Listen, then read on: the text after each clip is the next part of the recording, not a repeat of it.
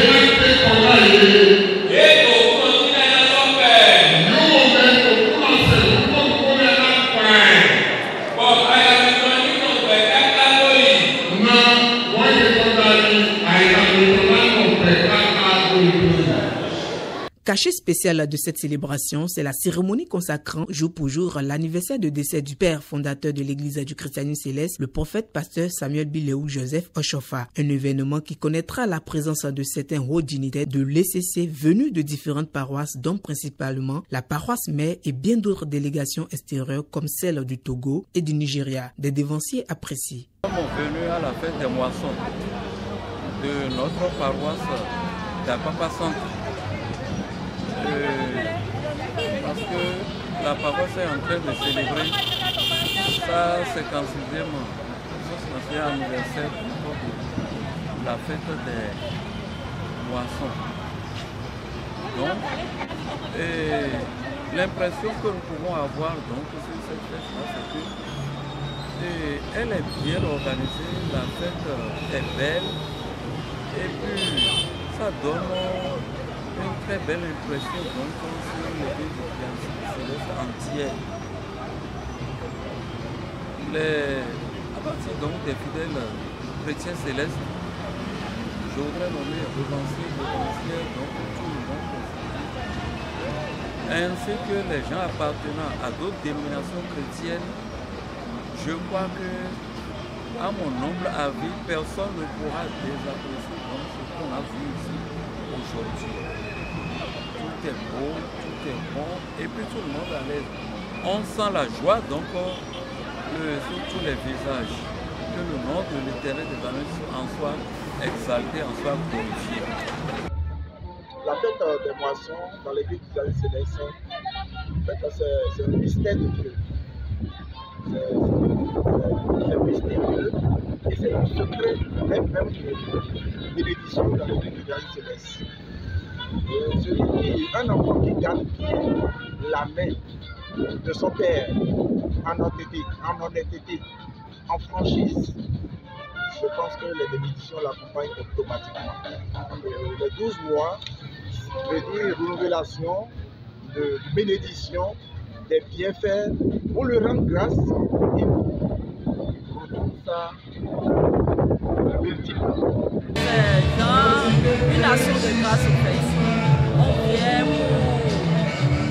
pour honorer, pour rendre grâce à Dieu de tout ce qu'il a fait pour nous pendant un an sur la paroisse, dans nos foyers, dans nos lieux de service, dans nos lieux de vente. Ils sont venus nous rendre grâce.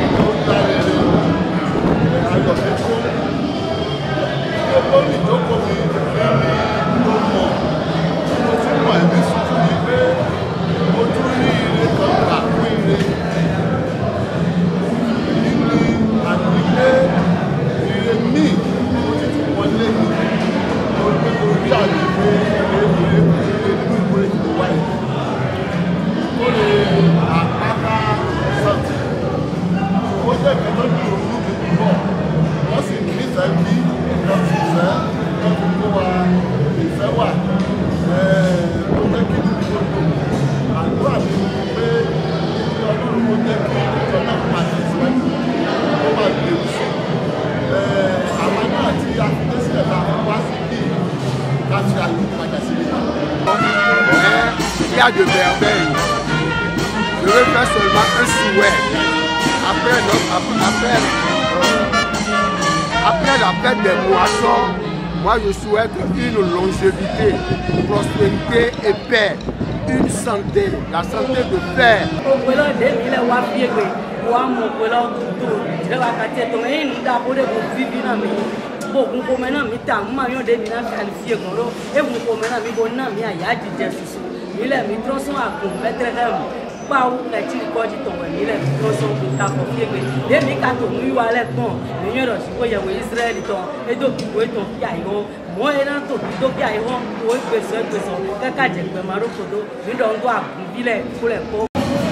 L'église du christianisme céleste, SCC comme on le dit d'habitude, est une église d'envergure, d'une renommée mondiale.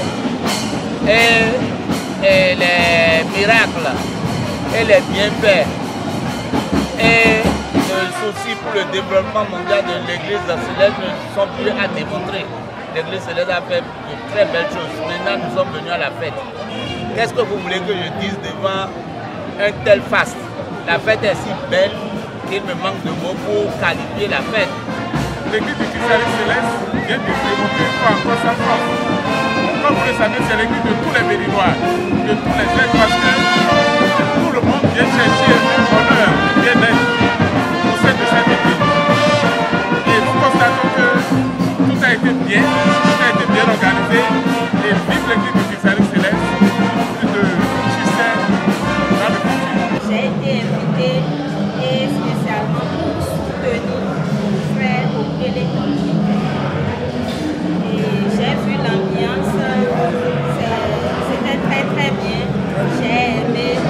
Si je pouvais encore faire le retour pour intégrer la grande famille que j'avais abandonnée,